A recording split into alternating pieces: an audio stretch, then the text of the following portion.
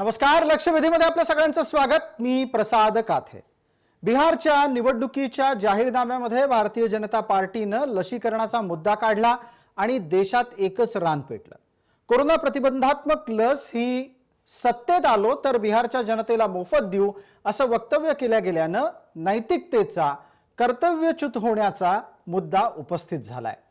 आजवर भारताला लसीकरणाचा एक मोठा अनुभव आहे। दीर्घकाळ या देशाने अनेक साथींच्या रोगांच्या विरोधात लढा दिलाय। पोलिओ सारख्या रोगाला या देशातून समूळ पळवून लावण्यात आपण सगळेजण यशस्वी झालोय। फार पूर्वी आपल्या सगळ्यांच्या दंडावर बीसीजीची लस दिल्याचे डाग आजही आहेत।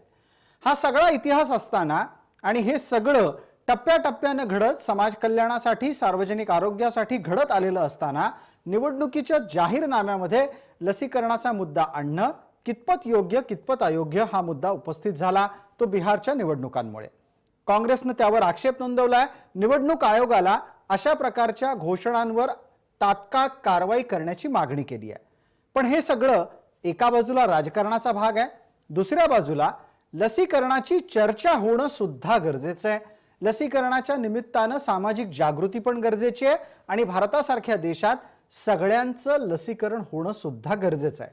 आजची चर्चा याच टप्प्यावर येत असताना आणखीन एक मुद्दाही उपस्थित करते की जी लस कधी येणार हेच ठाऊक नाही, त्या लशीच्या भरोशावर मत मागणं कितपत योग्य।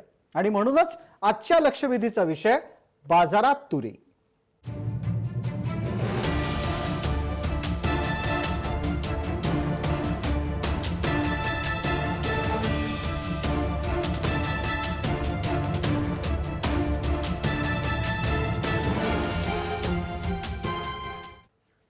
आजच्या या चर्चेत आपल्या बरोबर सहभागी होत आहेत भारतीय जनता पार्टीचे प्रवक्ता गणेश खंडकर, हेमलता पाटील आहेत प्रवक्त्या काँग्रेसच्या, आणि डॉक्टर अविनाश भोंडवे अध्यक्ष महाराष्ट्र आयएमएचे आहेत, त्याचबरोबर जयंत माइंडकर राजकीय विश्लेषक आहेत। पहिला प्रश्न डॉक्टर भोंडवेंना आहे। डॉक्टर भोंडवेजी, ज्या पद्धतीने लसीकरणाचा विषय राष्ट्रीय पातळीवर गाजतोय, केंद्र सरकारने यापूर्वीच सगळ्यांना लस मोफत मिळेल असं सांगितलं होतं, तसं असताना आता निवडणूक जाहीरनाम्यामध्ये लसीकरणाचा मुद्दा येतो, हेतू काय असतो? आपण म्हणताय ते बरोबर आहे। आजचं आपलं जे टायटल आहे बाजारात तुरी, त्या पद्धतीनंच हे आहे। ही लस यायला अजून बराच वेळ आहे। साधारणतः अंदाज आता असा आहे की ती फेब्रुवारीमध्ये येणार आहे। ती लस येणार आहे ती कितपत प्रभावी आहे याबद्दलही सरकारलाही कल्पना नाही। पण त्यासाठी केंद्र सरकारने नुकतेच 51,000 कोटी रुपये राखून ठेवलेले आहेत की ते संपूर्ण देशातल्या प्रत्येक व्यक्तीला ती लस मोफत मिळेल अशा पद्धतीची ती तरतूद आहे आणि त्याबद्दल ही खरोखर अभिनंदनीय गोष्ट आहे। मात्र सर्व जनतेसाठी, सर्व भारतीय जनतेसाठी उपलब्ध केलेली लस केवळ एकाच प्रांतासाठी आहे अशा प्रकारचं जर जाहीर झालं असेल तर ते खरोखरच एक योग्य म्हणता येणार नाही।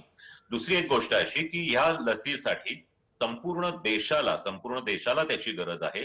त्याचबरोबर बिहार मधल्या जनतेसाठी सगळी उपलब्ध करून देण्याऐवजी त्यामध्ये जर बिहार मधल्या फ्रंटलाईन डॉक्टर्सना, बिहारमध्ये बऱ्यापैकी डॉक्टर्सवर अनेक प्रश्न येत आहेत, त्यामुळे फ्रंटलाईन डॉक्टर्सना आधी ती उपलब्ध केली जाईल, इतर आरोग्य कर्मचाऱ्यांना करून दिली जाईल, किंवा जे कोणी वृद्ध आहेत किंवा ज्यांना यापुढे त्रास होण्याची शक्यता आहे किंवा ज्यांच्या प्राणाला कोरोनामुळे धोका आहे अशा लोकांना प्रथम उपलब्ध करून दिली जाईल।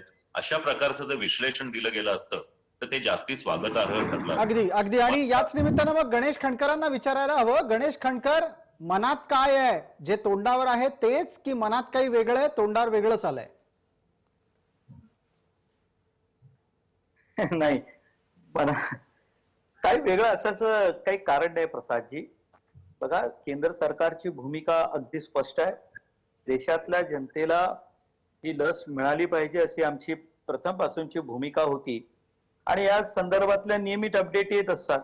आता या अपडेट सुरू असताना बिहारची निवडणूक सुरू आहे, हा केवळ एक योगायोग आहे। नाही, हा नुसता योगायोग कसा असू शकतो? हा तेव्हा योगायोग असता जर तुम्ही राजकीय दृष्ट्या काही बोलला नसतात, एखादं राजकीय वक्तव्य केलं नसतं। आता जाहीरनाम्यात त्याचा उल्लेख होतो, त्याला नुसता योगायोग कसं म्हणता येईल? बघा, असं आहे की सरकार आल्यानंतर आम्हाला काय करायचंय हे आम्ही जाहीरनाम्यात म्हटलेलं असतं. आता ज्या वेळेला इतर कोणी जाहीरनामा देत असताना ते 10 लाख नोकऱ्या देणार आहेत असं त्यांनी म्हटलं, त्यावेळेला कोणी प्रश्न विचारला नाही. आमचं म्हणणं एवढंच आहे की आम्हाला जे करायचे ते आम्ही आमच्या जाहीरनाम्यात म्हटलेलं आहे. यामध्ये मदत तुमच्या माहितीसाठी प्रसादजी, या देशामध्ये जिथे जिथे सरकार काम करतात त्यापैकी जे आता बिहारचं झालं, मध्य प्रदेश सरकारने या संदर्भातल्या हालचाली सुरू सुद्धा केलेल्या आहेत. उद्या महाराष्ट्र शासनाने समोर येऊन सांगावं या लसीच्या बाबतीत आम्ही स्वतः पुढाकार घ्यायला तयार आहोत. चांगली गोष्ट आहे. यामध्ये आपण या विषयाला त्या विषयाशी का जोडत आहोत? आम्ही आमच्या जाहीरनाम्यात म्हटले बाप म्हणजे दरभंगाला एम्स सुरू होईल 2024 पर्यंत. आता ही काही गोष्ट चुकीची म्हणायची का आपण? नाही, आज ती बिहारची गरज आहे, बिहारमध्ये त्याची आवश्यकता आहे, म्हणून आम्ही ते करणार आहोत. आम्ही जाहीरनाम्यात सांगितलं की बा एम्स तिकडे दरभंग्याला येईल. ठीक आहे. तसंच कोरोनाच्या बाबतीत आम्ही कोरोना हेमलता पाटलांना कितपत पटतंय? हेमलता पाटील, प्रसादजी, भारतीय जनता पक्ष हा सतत निवडणुका मोडमध्ये असतो आणि इलेक्शन मोड मधनं कधीही बाहेर यायला तयार नाही. आणि राजकारणासाठी आणि निवडणुकांसाठी तुम्ही किती खालच्या पातळीवर जाता, किती खालच्या थरावर जाता, याचं एक जिवंत उदाहरण आहे. आताच डॉक्टरनी बोलताना सांगितलं की ही लस कधी उपलब्ध होणार आहे ते माहित नाही. फेब्रुवारी एंड किंवा मार्चला ती लस उपलब्ध होईल. त्याचा रिझल्ट काय राहील, तो ती कशा पद्धतीने द्यायची, हे सगळं काही माहित नसताना आणि केंद्र शासनाची जबाबदारी आहे की ह्या पद्धतीची लस ही सगळ्या भारतीयांना मोफत मिळाली पाहिजे. पण केवळ राजकारणासाठी आणि निवडणुकीसाठी लसीकरणाचं राजकारण करणं, इतक्या खालच्या स्तरावर हा पक्ष जाईल असं वाटलं नव्हतं. आणि मला खरंच खूप वेदना होत आहे की बिहारची जनता. हेमलताजी, या निमित्तानं एक प्रश्न असा उपस्थित राहतो. आपल्या देशाचे आरोग्यमंत्री डॉक्टर हर्षवर्धन या आधी म्हणालेले आहेत की सगळ्यांनाच मोफत लस मिळणार आहे, देशवासियांना मोफत लस मिळणार आहे, असं दोनदा त्यांच्याकडून वक्तव्य झालेलं असताना जाहीरनाम्यात केवळ उल्लेख केला म्हणून ते खालच्या स्तराचं राजकारण होतं का? नाही, हे बघा, बिहारच्या निवडणुका असताना अशा पद्धतीचा उल्लेख करणं हेच मुळात चुकीचं आहे. खरं तर निवडणूक आयोगाने यांच्यावरती कारवाई केली पाहिजे की तुम्ही बिहारच्या जनतेला अशा पद्धतीने भ्रमित करता आणि अशा पद्धतीने तुम्ही वेड्यात काढता. तुमची मोफत लस देणं ही तुमची जबाबदारी आहे आणि ती सगळ्या भारतीयांसाठी उपलब्ध असली पाहिजे. त्याच्यामध्ये त्यांनी असं अगदी हा एक महत्वाचा मुद्दा आहे. मोफत लस देणं ही जबाबदारी आहे. लसीकरण ही राष्ट्रीय कर्तव्याचाच भाग केंद्र सरकारची असली पाहिजे, हे हेमलता पाटलांनी मांडलं. जयंत माइंडकरांसाठी प्रश्न आहे. जयंत माइंडकर, भारताच्या लसीकरणाचा इतिहास काय सांगतो? अगदी गेल्या 60-70 वर्षांच्या इतिहासात देवीपासून अनेक प्रकारच्या लसी या पूर्ण देशभर टोचल्या गेलेल्या आहेत. मला वाटतं आपल्या वयाच्या सर्वच व्यक्तींच्या खांद्यावर दोन जे देवीचे डाग आपण घेतलेले आहेत ते हे दाखवून देतं की होय, आपणही त्या घेतलेल्या आहेत. पण त्याच्यानंतर एक अशी वेळ आली की मला आठवतं, गेरूच्या रंगात अक्षरशः खेड्यापाड्यात प्रत्येक भिंतीवर एक नोटीस लिहिली असायची की देवीचा रोगी कळवा आणि निदानानंतर 1000 रुपये मिळवा. आणि अशा प्रकारे देवीचं संपूर्ण उच्चाटन झालं. मी ज्या काही 70च्या दशकापासून आतापर्यंतच्या निवडणुका पाहतोय त्या कुठल्याही निवडणुकीत सत्ताधारी असलेल्या काँग्रेसनी आम्ही लसीकरण केलं असं कुठल्याही निवडणुकीत सांगितल्याचं मला दिसलेलं नाही. हेमलता पाटील अगदी योग्य बोलल्या. राष्ट्रीय लसीकरण ही राष्ट्रप्रमुख असलेल्या सरकारची, सत्तेवर असलेल्या सरकारची जबाबदारी आहे. त्याच्यामध्ये बिहार वेगळं काढणं आणि त्याच्यामध्ये आपल्या हातनं चूक झाली आहे लक्षात आल्यानंतर मध्येच दरभंगा काढणं, मध्येच एम्स काढणं, मध्येच मध्य प्रदेश बोलणं आणि मध्येच महाराष्ट्राचा उल्लेख करणं ही भारतीय जनता पार्टीची परंपरा आहे. गणेश खंडकर तुम्हाला उत्तर देतात. मित्र गणेश खंडकर तुम्हाला उत्तर देतात. जयंत माइंडकर, त्यांना कदाचित मुद्दे पटत नाहीये, त्यांच्या चेहऱ्यावरून तसं वाटतंय.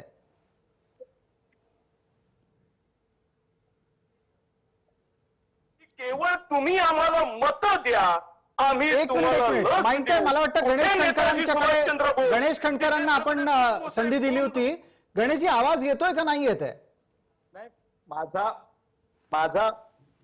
मला आवाज येतोय. पण कसं आहे, मला असं वाटलं की या कार्यक्रमामध्ये काँग्रेसच्या वतीने हेमलताताई पाटीलच बोलतायत, पण आता लक्षात आलं की जयंत माइंडकर हेही त्यांच्या मदतीसाठी उभे आहेत. नाही, जयंत माइंडकर हे विश्लेषण करतायत ना, त्यांनी त्यांच्या पद्धतीनं एखाद्या घटनेचं विश्लेषण केलंय. ते म्हणतायत की भारतीय जनता पार्टीनं या मुद्द्याचं राजकारण करू नये. थांबा ना माइंडकर, असे ओव्हर एक्साइट नका हो. आम्ही आम्ही आम्ही आम्ही तुमचं शांतपणे ऐकून घेतलं माइंडकर. तुम्ही असे एवढे ओव्हर एक्साइट का होत आहे? ठीक आहे खणकर, आपण मुद्द्यावर या. खणकर, मुद्द्यावर या. आपण नेहमी चर्चेमध्ये असतो, तुम्हाला माहिती असतं सगळं काय होणार आहे, पण तरी तुमचे अंदाज चुकतात, तरी आम्ही सत्तेवर येतच असतो. आता याला काय करायचं? माझा विषय असा होता, असं नाहीये. की यामध्ये उरी आणि पठाणकोट घडलं नसतं तर तुम्ही कुठे होता 2019 ला? हे अनालिसिस आता देऊन मला काथ्यांचा वेळ एक मिनिट, मी तेच सांगणार आहे. कृपया वेळ घालवू नका आणि विषय डायव्हर्ट होऊ देऊ नका. उरी पठाणकोट आत्ता विषय नाही, कोरोनावर या. कोरोनाची लस हा मुद्दा आहे. डॉक्टर भोंडवे इथे बसलेले आहेत, त्यांच्यासारख्या तज्ज्ञ माणसाकडून आपण अधिक गोष्टी त्यातल्या जाणून घेणार आहोत. गणेश खणकर, मुद्द्यावर आपण पटकन कृपया बोलावं. माइंडकरांचं म्हणणं असं आहे, काँग्रेसने इतके वर्ष लसीकरण केलं पण त्याचा कधी राजकीय लाभ घ्यायचा प्रयत्न केला नाही. मला जर का काते साहेब जयंत माइंडकर बोलूनच देणार नाहीत. त्यांनी उल्लेख केला राष्ट्रप्रमुख. मी जर चुकून म्हणालो असतो आमच्या राष्ट्रप्रमुखांनी असं म्हणालोय पंतप्रधानाच्या ऐवजी, तेव्हा त्यांनी घटना धोक्यात आणली असती. मी शांत बसलोय. माइंडकर, मला बोलून तर द्या, माझं म्हणणं नीट ठीक ऐका. आहे, तुम्ही मी आमच्यावर टीका माइंडकरांना करा. शांत राहायला सांगितलंय. खणकर, कृपया बोला, आता मुद्द्यावर या. आता यामध्ये असं आहे की राष्ट्रप्रमुखांची किंवा पंतप्रधानांची जबाबदारी असते, हे मी 100% मान्य करतो. या देशामध्ये लसीकरणाचे अनेक कार्यक्रम झाले, हे देखील मान्य करतो. परंतु पोलिओच्या बाबतीत ज्या पद्धतीने संपूर्ण देशभर एकाच वेळेला मोहीम राबवायची, हे डॉक्टर हर्षवर्धन असताना त्यांनी हा कार्यक्रम सुरू केला, हे उदाहरण आपल्या समोर आहे ना. आता तेच आता केंद्रामध्ये आहेत आणि ते या सगळ्या कार्यक्रमाचं नियोजन करतायत. माझं यातलं म्हणणं एवढंच आहे की ह्या लसीकरणाच्या कार्यक्रमामध्ये जो काही भार प्रदेश सरकारवरती येणार आहे, आम्ही त्यातही सहभागी व्हायला तयार आहोत. आता मी मगाशी म्हणताना एक उदाहरण दिलं की मध्य प्रदेशमध्ये काय निवडणुका सुरू आहेत का? तर नाही ना. पण तू तिथल्या सरकारने त्याची व्यवस्था सुरू केली, त्यांनी त्याबाबत हालचाली सुरू केल्या. आता जर का आम्ही राजकारणी माणसं असू शकतो, पण जर का डॉक्टर म्हणतायत की बा फेब्रुवारी मार्च मध्ये येण्याची शक्यता आहे, ते त्या फील्ड मधले आहेत, हे मलाही कळतंय की त्या बाबतीत जे रिसर्च सुरू आहे ते असं सांगतंय की पुढच्या 2-3 महिन्यामध्ये. गणेश खणकर, तुमचे हेतू इतके शुद्ध आहेत तर जाहीरनाम्यात टाळता आला असता हा मुद्दा का नाही? नाही बाबा, माझं ते म्हणणं आहे, काँग्रेस ते सांगावं नका. आमचं सरकार आलं तर आम्ही सुद्धा करू. आम्ही कुठे तुम्हाला म्हटलं तुम्ही करू नका. आम्ही 1 एम्स सांगितले, तुम्ही 2 एम्स करा. हा महत्वाचा मुद्दा आहे. हेमलता पाटील, या मुद्द्यावर थेट प्रश्न असा उपस्थित राहतो, ठीक आहे, भारतीय जनता पार्टीला जर असं वाटत असेल की सरकार आल्यावर बिहारमध्ये लसीकरण केलं जाईल, तर काँग्रेसलाही तसं वाटत नाही का? काँग्रेस सत्तेत आली तर ती लसीकरण करणार नाही का बिहारचं? की 70 वर्षामध्ये इतक्या लसी आल्या, आपल्या दंडावरती बघा, आणि प्रत्येक लसीचं जेव्हा लस टोचली गेली, कुठल्याही पद्धतीचं राजकारण केलं नाही. म्हणजे बिहारमध्ये सत्तेवर आल्यानंतर लस टोचणार नाही असं कुठला पक्ष म्हणेल? आणि काँग्रेसला ते म्हणायची गरज काय आहे? हे अध्याहृत आहे. या गोष्टी अध्याहृत आहेत. सगळ्यात महत्वाचं मला बीजेपीच्या प्रवक्त्याने विचारायचंय की अशा पद्धतीने आपल्या जाहीरनाम्यामध्ये लसीकरणाचा उल्लेख करणं आणि मोफत लस म्हणून दे, याच्यामध्ये तुम्हाला अनइथिकल काही वाटतंय का नाही? आज सगळ्यात महत्वाचा मुद्दा आहे. आणि तुम्ही फिरून हर्षवर्धनजी राबवतायत, पंतप्रधानांचं एक काम आहे, हे सांगायची गरज नाहीये. नागरिक शास्त्राच्या पुस्तकामध्ये, नागरिक शास्त्र आपण 8वी 9वीच्या पुस्तकामध्ये, 4थी 5वीच्या पुस्तकामध्ये नागरिक शास्त्राचे नियम आपल्याला माहित असतात, सरकारचं काम माहित असतं. आणि याच्यामध्ये अशा पद्धतीचं तुम्ही मतदारांना अशा पद्धतीने सांगणं आणि देशातल्या बाकीच्या जनतेवरती अन्याय करणं हे कितपत योग्य आहे? खणकर उत्तर देतील त्याला 30 सेकंदामध्ये, त्याच्यानंतर डॉक्टर भोंडवेंनाही बोलायचं आहे. गणेश खणकर, मुद्दा नैतिकतेचा आहे. एका वाक्यात सांगतो, आमचं जाहीरनामा म्हणजे सुशील कुमार शिंदे मुख्यमंत्री असतानाचा जाहीरनामा नाही. निवडणूक संपल्यानंतर सांगायचं आमची प्रिंटिंग मिस्टेक होती. आम्ही असं म्हटलेलं नाही. आम्ही सांगितलं ते आम्ही करणार. तुम्हाला सुद्धा सूट आहे, तुम्हाला करायचं नाही करायचं तुमचा भाग आहे.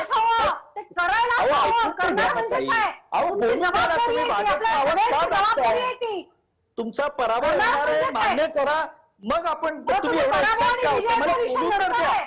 पराभव आणि विजयाचा विषय नंतर आहे. आम्ही करणार म्हणजे काय, तुम्हाला करायलाच हवं, कोणालाही करायला अहो, हवं, आम्ही कुठे नाही काँग्रेसलाही करणार. करायला हवं आणि बीजेपीलाही करायला हवं. हे सांगायची गरजच काय आहे इथे? सांगायची मला गरजच काहीतरी- काय आहे? ठीक आहे, एक मिनिट. आता राजकीय प्रवक्त्यांनी कृपया थांबावं. डॉक्टर भोंडवे, आपलं एक निरीक्षण तुम्ही नोंदवा या सगळ्या मुळात करायलाच हवं आणि करणारच या वादावर 30 सेकंदात. त्यानंतर एक प्रश्न मलाही आपल्याला विचारायचा आहे. प्रसादजी, एक मला थोडी अजून एक माहिती द्यायची. तुम्ही लसीकरणाचा इतिहास असा शब्द मगाशी वापरला. होय. तुम्हाला माहितीये की 8 वर्षापूर्वी भारत हा पोलिओ मुक्त झाला, परंतु 95 सालापासून भारतभरामध्ये जी पोलिओची मोहीम हे केली जात होती, त्यावेळेला बिहार, मध्य प्रदेश, राजस्थान आणि उत्तर प्रदेश या 4 राज्यांमध्ये लसीकरण होतच नव्हतं पोलिओचं. आणि त्याच्यामुळे या 4 राज्यांमध्ये एवढे मोठ्या प्रमाणामध्ये रुग्ण होते पोलिओचे की भारतामध्ये इतर ठिकाणून सगळीकडे शून्य रुग्ण येत असताना या राज्यांवर आपल्याला कॉन्सन्ट्रेट करावं लागत होतं. आणि भारताच्या संपूर्ण आरोग्याच्या इतिहासामध्ये किंवा याच्यामध्ये या 4 राज्यांना बिमारू राज्य, बिहार, मध्य प्रदेश, उत्तर प्रदेश आणि राजस्थान यांना या पद्धतीने ओळखलं जायचं. त्यामुळे कदाचित असं असेल की बिहार सारख्या याच्यामध्ये लसीकरणाचं महत्व सांगणं हे जास्ती गरजेचं आहे. त्यामुळे कदाचित ही मोफत मिळणार आहे, तुमच्यासाठी मिळणार आहे असं सांगितलं तर त्यामध्ये एक वेळ आपण असं म्हणूया की त्या लसीकरणाला लोकांना उद्युक्त करण्यासाठी सांगितलं असेल. आणि त्याचबरोबर दुसरी गोष्ट अशी की कदाचित भारत सरकारने सर्व राज्यांना या पद्धतीने कळवलेलं असण्याची शक्यता आहे. कारण नुकतंच महाराष्ट्र सरकारने संपूर्ण महाराष्ट्रातले जे आरोग्य सर्व जे हॉस्पिटल्स आहेत किंवा जी प्राथमिक आरोग्य केंद्र आहेत त्यांच्या सगळ्यांकडून माहिती घेतलेली आहे की जर असं लसीकरण असेल तर तुम्हाला कसं देता येईल, किती लोकांना द्यावं लागेल, किती लोकांची तुम्ही व्यवस्था कराल किंवा शीतसाथ कशी आहे. तर याचा अर्थ हे जे आहे हे इथं उघडलेले एक राजकीय खेळी असेल. आरोग्याच्या दृष्टीने एक भारतीय नागरिक म्हणून, एक डॉक्टर म्हणून मला असं वाटतं की भारत सरकारने संपूर्ण देशासाठी हा प्लॅन केलेला आहे आणि त्यासाठी पैसेही राखून ठेवले. अगदी. डॉक्टर भोंडवे, आपण फार बरं झालं ही स्वतः माहिती चर्चेमध्ये आणलीत. या निमित्तानं एक आणखीन माहिती देणं गरजेचं आहे. सरकारच्या विविध प्रकारच्या आरोग्य विषयक किंवा समाज कल्याणाच्या ज्या ज्या योजना असतात त्या प्रत्येकाला समन्यायी पद्धतीनं मिळाल्या पाहिजेत अशी अपेक्षा असते. एका बाजूला लसीकरणाचा मुद्दा आहे. लसीकरणाची ही चर्चा सुरू असतानाच आपल्या सगळ्यांना आठवत असेल की आपल्या संपूर्ण देशाच्या समोर लोकसंख्येचा प्रश्न आहे. तो नियंत्रित करण्यासाठी नसबंदीचा कार्यक्रम राबवला गेला होता. या नसबंदीच्या कार्यक्रमाच्या निमित्तानं सुद्धा बिहार, उत्तर प्रदेश, राजस्थान, मध्य प्रदेश या राज्यांमध्ये काय प्रतिसाद मिळाला आपल्या सगळ्यांना माहिती आहे. तिथे नसबंदीला अपेक्षित असं यश मिळालेलं नव्हतं आणि नसबंदीचा एक अत्यंत वेगळा प्रचार घडला होता, ज्यामुळे तिथे काँग्रेसला पराभव सुद्धा सहन करावा लागला. आणि त्याच्यासाठी इंदिरा गांधी, संजय गांधी या जोडीला जबाबदार ठरवलं गेलं होतं. मला वाटतं जयंत माइंडकर, या इतिहासाचा संदर्भ चर्चेत आला पाहिजे तो यासाठी की समाज कल्याणाच्या योजना जर चांगल्या आणि योग्य पद्धतीने सांगितल्या गेल्या नाहीत तर त्याचा मतदानावर परिणाम होऊ शकतो. हा सुद्धा लसीकरणाचा किंवा समाज कल्याणाच्या योजनांचा एक राजकीय परिणाम आहे, हे विसरता कामा नये. आणि कदाचित त्या हेतूनं जाहीरनाम्यात यांचा उल्लेख आलेला असू शकेल. नाही, मी हे मान्य करतो की समाज कल्याणाच्या योजनांचा राजकीय परिणाम होतो. किंबहुना आजही जे वाक्य आम्ही आता म्हणतो सगळेजण त्या खंडकरांच्या भाषेत ते मलाही सुद्धा कोणतं एक लेबल लावू इच्छितात, मी ते म्हणत नाही.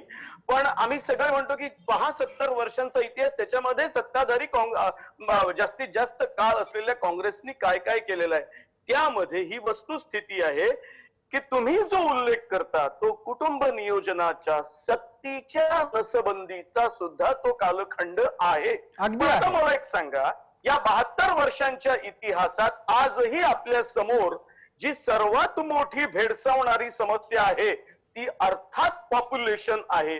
आणि त्याच्यामध्ये हे प्रयोग आपण सुरू राहतात.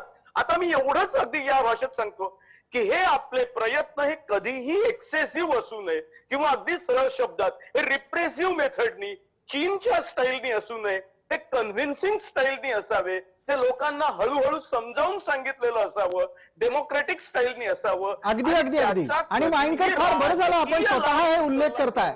गणेश खंडकर माइंडकरांनी केलेले उल्लेख लक्षात घ्या. ते म्हणतात की जनतेला पटेल अशा पद्धतीनं मुद्दे उपस्थित केले गेले पाहिजेत. मग जाहीरनामा हा त्यातला एक भाग असू शकतो. बघा प्रसादजी, हा एक समजण्याचा विषय आहे. जर आपल्याला बघताना आपला चष्माच जर का तो तेवढा धुळीनं भरलेला असेल तर आपल्याला समोरचं काहीच दिसणार नाही. बघा, आपण एवढी वर्ष सगळी मेहनत करतोय, ह्यामध्ये मी कोणाला दोष देणार नाही किंवा मी यात राजकीय संदर्भ लावणार नाही. पण आज म्हणजे तुम्ही नसबंदीचा उल्लेख जरी करत असला तरी एवढी मेहनत केल्यानंतर सुद्धा, एवढे कार्यक्रम राबवल्यानंतर सुद्धा आज देशामधली लोकसंख्या, ज्याला आपण लोकसंख्येची घनता म्हणतो, ही जास्त असणारी राज्य कुठली आहेत तर उत्तर प्रदेश आणि बिहार आहेत. सर्वात जास्त जर का रोजगारासाठी बाहेर पडणारी जे मजूर आहेत त्यांची मूळ असलेली राज्य कुठली आहेत तर उत्तर प्रदेश आणि बिहार आहेत. त्यामुळे इतर राज्यांची परिस्थिती वेगळी असू शकते. ज्या राज्यांमध्ये आता निवडणुकीचं वारं सुरू आहे त्याची परिस्थिती ही वेगळी असू शकते. त्यामुळे आम्ही जाहीरनामा मांडताना हा नागरिकांना एक आत्मविश्वास देण्याचा आम्ही त्या निमित्ताने प्रयत्न केलेला आहे. आता त्याकडे कसं बघायचं हा त्याचा प्रश्न आहे. मग मला एक डॉक्टर भोंडवेंना प्रश्न विचारायचा आहे. डॉक्टर भोंडवे साहेब, जाहीरनाम्यात ज्या गोष्टीचा उल्लेख आला त्यामुळे दोन गोष्टी घडल्या. थेट आणि थेट पहिला मुद्दा असा आला की त्यामुळे कोरोना प्रतिबंधात्मक लसीची चर्चा सर्वदूर पोहोचली, जी खऱ्या अर्थानं कदाचित जाहीरनाम्यात उल्लेख आला नसता, वाद झाला नसता तर लस नावाची काही गोष्ट आहे, लसीनं हा रोग जाऊ शकतो, हा विषय सुद्धा पोहोचला नसता. आणि एक विषय अत्यंत सहज राजकीय दृष्ट्या झाला. डॉक्टर भोंडवे, त्यावरही आपण पटकन 30 सेकंदात बोलावं. ते म्हणजे भारतीय जनता पार्टीच्या जाहीरनाम्याच्या निमित्तानं वाद पुन्हा भारतीय जनता पार्टी भोवती फिरायला लागला. डॉक्टर भोंडवे, दोन्ही मुद्द्यांवर प्रत्येकी 30 सेकंद. एक गोष्ट अशी आहे की आपल्या भारतीय राज्यघटनेमध्ये आरोग्य हा विषय जो आहे हा राज्याकडे असतो. केंद्र सरकार हे त्याच्यासाठी योजना आखतं आणि प्रोक्युअरमेंट करतं, त्याच्यासाठी फंड्स उपलब्ध करणं किंवा इतर गोष्टी हे करत असतं. त्याच्यामुळं या राज्यांच्या इलेक्शनमध्ये याच पद्धतीचे आम्ही हे देणार आहोत फंड्स. त्याच्यामुळे त्यामध्ये काही फारसं चूक असेल असंही म्हणता येणार नाही. पण या निमित्ताने एक करोनाबद्दलची जी करोनाच्या लसीबद्दलची, प्रतिबंधक लसीबद्दलची जी चर्चा आहे ती लोकांपर्यंत गेली. कदाचित असंही आहे की इतर राज्ये आता अमकामकीनी पुढे येतील आणि आम्हालाही लस द्या म्हणतील आणि असं जसं खामकर साहेबांनी सांगितलं त्याप्रमाणे या लसी सर्व राज्य ही प्रयत्न करतील की आपण निश्चितच यासाठी हे करू आणि नागरिकांनाही याच्याबद्दल निश्चितच आता विचार सुरू होईल की ही लस आपल्याला मोफत मिळणार आहे. त्याच्यामुळे या गोष्टीमधून दोन गोष्टी सिद्ध झाल्या की करोनाची लस येणार आहे, निश्चित येणार आहे आणि सर्व भारतीयांना ती मोफत मिळणार. ठीक आहे. हेमलता पाटील, प्रश्न असा उपस्थित राहतो की भारतीय जनता पार्टीनं आपल्या जाहीरनाम्याची चर्चा जास्त घडवली का या निमित्तानं? नाही, आता हे चुकीचं केल्यानंतर आणि काहीतरी विचित्रता बघितलं आपण. सुशांत सिंगचं पण ज्या पद्धतीने झालं की आम्ही सुशांत सिंगच्या मृत्यूचं राजकारण करणार नाही म्हणून तिथे सुशांत सिंगला न्याय मिळाला पाहिजे म्हणून ज्या पद्धतीने म्हणजे चुकीच्या गोष्टी करायच्या, काहीतरी लोकांना भुलवतील अशा गोष्टी करायच्या, त्याची चर्चा होणारच. त्यामुळं त्यांनी केलं त्याच्यामुळे चर्चा होते असं नाही. पण मुळात हे चुकीचं केलं हे मान्य करायला ते तयार नाहीत. अतिशय बाळबोध आणि लंगडं स्पष्टीकरण देतात. आणि दुसरी गोष्ट म्हणजे आता बोलताना वक्त्यांच्या मला चर्चेमध्ये असं जाणवलं की बिहार हे तुम्ही अगदी मागासलेलं राज्य समजताय. हे मला कुठल्या निकषावर समजताय हे काही कळलं नाही. सगळ्यात जास्त इंटेलेक्च्युअल बिहारमध्ये आहेत, सगळ्यात जास्त आध्यात्मिक प्रगती बिहारमध्ये आहे. बिहारचे लोक हे अतिशय हुशार आहेत आणि अशा वेळेला त्यांना काही लस येणार ते माहीतच नाही, त्यामुळे त्यांना मोफत लस मिळणार आहे माहीतच नाही, त्यामुळे आम्ही प्रबोधन केलं, त्यामुळे आम्ही लोकांसमोर गेलं. हे असलं लंगडं स्पष्टीकरण मला आजच्या चर्चेमध्ये अपेक्षित नव्हतं. कारण आपण पण हेमलता पाटील, आपल्याला असं वाटतं का की बिहार सर्व पातळीवर म्हणजे इतका प्रगत असेल तर तो महाराष्ट्रापेक्षाही प्रगत आहे? हे बघा, आता महाराष्ट्र आणि बिहारमध्ये वाद लावायचं काही कारण नाहीये आणि त्याच्यामध्ये मला अजिबात इंटरेस्ट नाहीये. परंतु ज्या पद्धतीने बिहारी जनतेला लस येणार हेच माहित नाहीये किंवा ही लस मोफत मिळू शकते हे माहित नाही, अशा पद्धतीची चर्चा मला असं वाटते की आपण आपल्या पक्षाची बाजू घेताना किंवा आपल्या पक्षाची लंगडी बाजू घेताना एखाद्या राज्याच्या जनतेवरती अशा पद्धतीने अन्याय करणं हे चुकीचं आहे. ठीक आहे, खणकरांना उत्तर द्यायचं या मुद्द्यावर. हेमलताजी खणकर उत्तर देत आहेत. गणेशराव बोला. नाही बघा, असं आहे ना की मी काय म्हणालो हे तर निदान समजून घ्या. माझं एवढंच तुम्हाला या निमित्ताने सांगायचं की जी देशातली परिस्थिती आहे ती परिस्थिती मी विशद करण्याचा प्रयत्न केला. तिथल्या इंटेलेक्च्युअल्स किंवा अहो ज्याला तक्षशिला म्हणतो ती कधी होती, पाटलीपुत्र कुठे होतं, हा सम्राट अशोकाचा इतिहास आपण काहीतरी डिस्कस करू. मी त्याबद्दल नाही म्हणत आहे. माझं म्हणणं नीट समजून घ्या.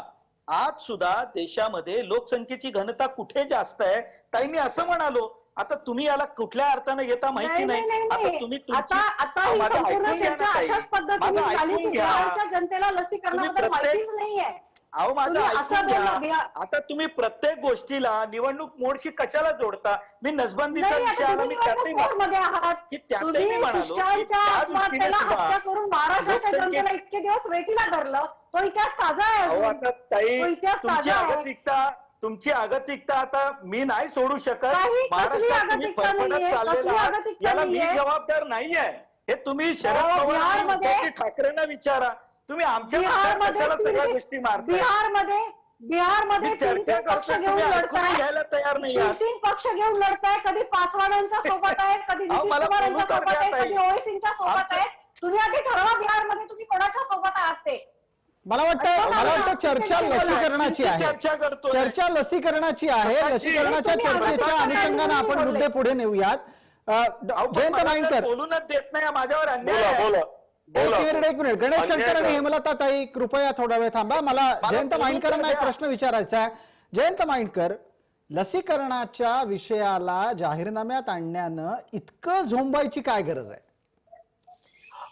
याचं कारण एक असं आहे, तुम्हाला सांगतो की ते बीसीजी पासून, म्हणजे एक म्हटलं जातं, डॉक्टर अविनाश भोंडवे ते खरं सांगतील, पण मी एक असं माझ्या वाचनात आणि ऐकण्यात आलेलं आहे की भारतीयांना त्या मानाने कोरोनाचा त्रास कमी झाला, अगदी अमेरिकेतील भारतीयांना सुद्धा. याचं कारण आपण लहानपणीच बीसीजी लस घेतली असं एक कारण माझ्या सुद्धा ऐकिवात आलेलं आहे. ते खरं खोटं त्याच्यावर ते सांगू शकतील. पण एक आहे की आपल्याला आपल्या जीन्स मध्ये आपल्याला लहानपणापासून एक सांगण्यात आलेलं आहे की लस जी असते ती सरकार म्हणजे राज्य नाही तर केंद्र सरकार पुरवतं, अर्थात व्हाया राज्य सरकार, आणि ती फुकट असते, ती फ्री असते. हे आज मी इथे 57-58 वर्षाचा आहे, जे मी पाहिलेलं आहे आयुष्यात, त्या आयुष्यात मी हेच अनुभवलेलं आहे आणि त्याच्यामुळे हे सर्वांना हेच माहिती असतं. त्याच्यामुळे ती आम्ही तुम्हाला देऊ हे निव्वळ चूक नाही, हे नैतिक अधपतन आहे. गणेश खणकर हे इतके लहान, इतके लहान आहेत, नुकतेच प्रवक्ता म्हणून झालेले आहेत. ते इतके सहजगती आपली चूक कबूल करू शकणार नाही, त्यांनी करूही नाही. त्यांच्या राजकीय ठीक आहे, करिअरला माइंडकर, धोका असेल. माइंडकर या चर्चेच्या निमित्ताने एकदा माइंडकर एक मिनिट. जी गोष्ट 70-72 वर्ष आम्हाला फ्री मिळालेली आहे, बीसीजी पासून, देवी पासून, कॉलरा पासून सर्व आम्ही ठीक आहे, माइंडकर मुद्द्याला पुढे नेतोय. अशा परिस्थितीत माइंडकर या निमित्ताने प्रश्न उपस्थित राहतो. बिहारला अहो त्या सुशांतचं नाव घेऊन सुशील कुमार मोदीला मुख्यमंत्री बनवण्याकरता कशाला एवढा तुम्ही ठीक आहे माइंडकर या निमित्तानं एक गोष्ट समोर आली की तुम्ही 58 ते 59 वर्षाचे आहात आणि तुमच्या लेखी गणेश खणकर वयानं लहान आहेत. गणेश खणकर, मुळात मुद्दा मोफत असण्याच्या संदर्भातला आहे. जी गोष्ट मोफत मिळतेय, जी कर्तव्य म्हणून आहे, तिला प्रोपोगेट करायचं, प्रचारात आणण्याचं पाप का घडलं? प्रसादजी प्रश्न बोला. प्रश्न ऐकायला नाही आलाय आपल्याला कदाचित. ते माइंडकर, माहिती नाही माइंडकरांचं काय प्रेम आहे माझ्यावर, मला आज बोलूनच देत नाहीये. तुम्ही प्रश्न परत सांगा. प्रश्न मी आपल्याला हा विचारला की मुद्दा नैतिक आणि त्यात सुद्धा कर्तव्य भावनेचा असताना प्रचारात तो आणायची गरज काय, हा प्रश्न पुन्हा एकदा माइंडकर उपस्थित करतायत. नाही, मी मगाशीच म्हणालो ना की बघा असं आहे, आमच्या दृष्टीनं बिहारची जी आवश्यकता आहे ते आम्ही लोकांमध्ये सांगण्याचा प्रयत्न केला. आम्ही आमचा जाहीरनामा मांडला. मी मगाशी एका वाक्यात त्याचं उत्तर दिलं किंवा आम्हाला असं वाटतं की बिहारमध्ये एम्स आलं पाहिजे, ते दरभंगामध्ये त्याची आवश्यकता आहे, आम्ही केलं. आता यापुढे जसा प्रचार सुरू होईल, आता माननीय पंतप्रधान उद्यापासून त्यांच्या प्रचाराची सुरुवात होते, त्यामध्ये अनेक मुद्दे येणार आहेत. आता तुम्ही हे म्हणाल का बाबा देश पातळीवरच्या व्यक्तीने बिहारमध्ये जाऊन असं म्हणणं योग्य होतं का? अहो ही निवडणूक आहे ना, ही निवडणूक आहे. तसे काँग्रेस पक्षाचे अध्यक्ष हे जातील, आमच्या पंतप्रधानांचा एकेरी उल्लेख करतील, ते काही आरोपही लावतील. निवडणूक आहे, आम्ही स्वीकारतो ना, आम्ही नाही म्हणत नाही. अहो आम्ही आमच्या जाहीरनाम्यात सांगितलं, माझं हे म्हणणं आहे की त्याही पलीकडे जाऊन तुम्ही या जाहीरनाम्यामध्ये अधिक काही सांगण्याचा प्रयत्न करा. आम्ही कुठे तुम्हाला थांबवलंय, पण यामध्ये आमचं अधपतन झालंय किंवा आम्ही काहीतरी वेगळा प्रकार केलाय, माझ्या दृष्टीने या गोष्टी आहे. मी पहिल्यांदा ऐकतोय. ठीक आहे, मला याचं आश्चर्य वाटतंय. लक्षवेधीत एक छोटी विश्रांती घेण्याची गरज आहे. पटकन आपण परत येऊ आणि त्यानंतर सगळ्यात एक आणखीन महत्वाचा मुद्दा चर्चेत घेणार आहोत की सार्वत्रिक लसीकरण हे भारतासारख्या देशासाठी केवढं मोठं आव्हान आहे आणि हाच विषय निवडणुकीच्या पलीकडे जाऊन प्रत्यक्ष अंमलबजावणीत आपल्याला अधिक गांभीर्यानं घ्यायची गरज आहे का? लक्षवेधीच्या पुढच्या भागात या विषयाची ही चर्चा.